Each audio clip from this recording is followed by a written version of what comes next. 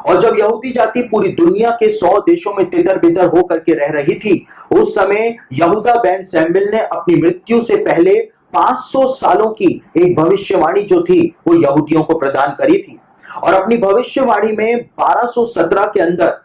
अपनी मृत्यु से पहले यहूदा बेन सैमुएल ने इस बात को बताया था कि 400 सालों तक जो तुर्क लोग जो होंगे, तुर्की देश के लोग जो होंगे, वो यरूशलेम के ऊपर अपने अधिकार को जमा करके रखेंगे। और जिस समय यहूदा बेन सैमुएल ने भविष्यवाणी करी थी, उस समय कोई तुर्की साम्राज्य जो है वो नहीं पाया जाता था।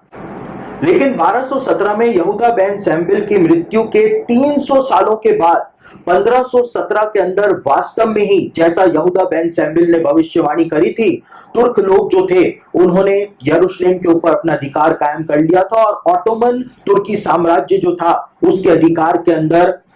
यरूशलेम जो था वो चला गया था। और यहूदा बेन सैमुएल ने अपनी भविष्यवाणी में इस बात को बताया था कि 400 सालों तक तुर्की लोग जो होंगे वो यरूशलेम के ऊपर अपना अधिकार जमा करके रखेंगे और कोई भी उनके अधिकार से यरूशलेम को छीन नहीं पाएगा। और बिल्कुल वैसा का वैसा हुआ था। 1517 में यरूशलेम तुर्कों के हाथ में आने के बाद से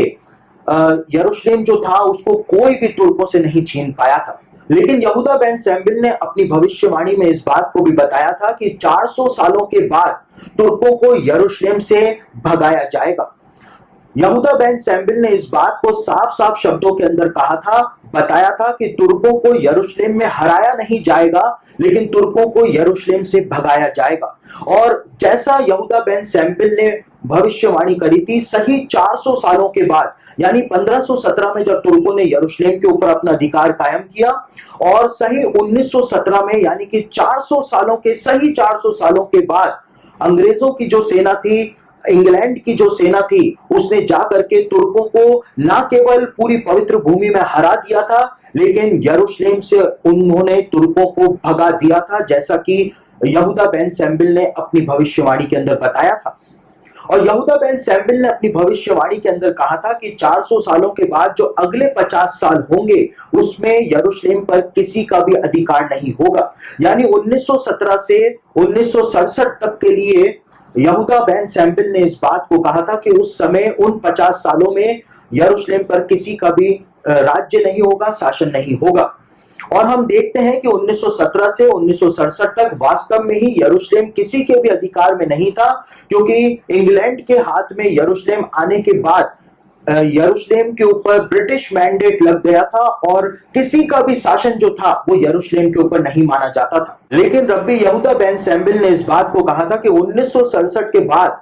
जो 50 साल होंगे, यानी कि 2017 तक जो 50 साल होंगे 1967 के बाद, 2017 के लिए उन्होंने कहा था कि वहां से मसीह के दिनों की शुरुआत जो है वो हो जाएगी।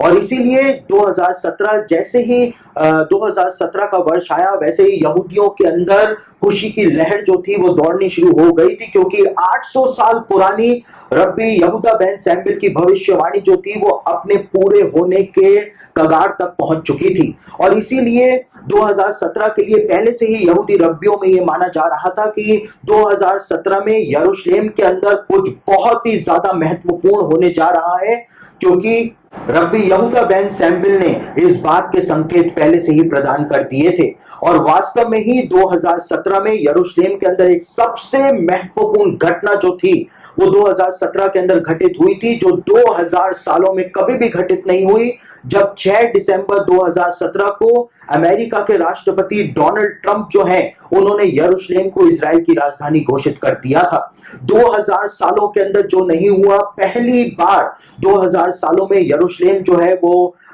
इजराइल के अधिकार के अंदर आ गया। इजराइल की राजधानी जो है वो दुनिया की सबसे बड़ी सुपर पावर के द्वारा घोषित किया गया।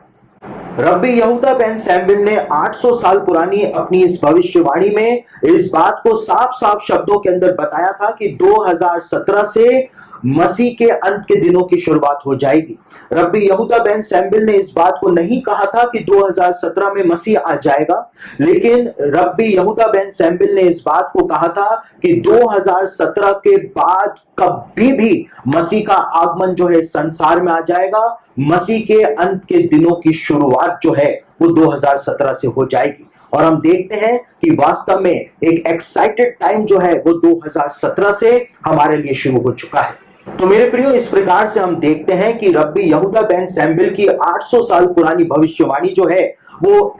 बिल्कुल सटीक रूप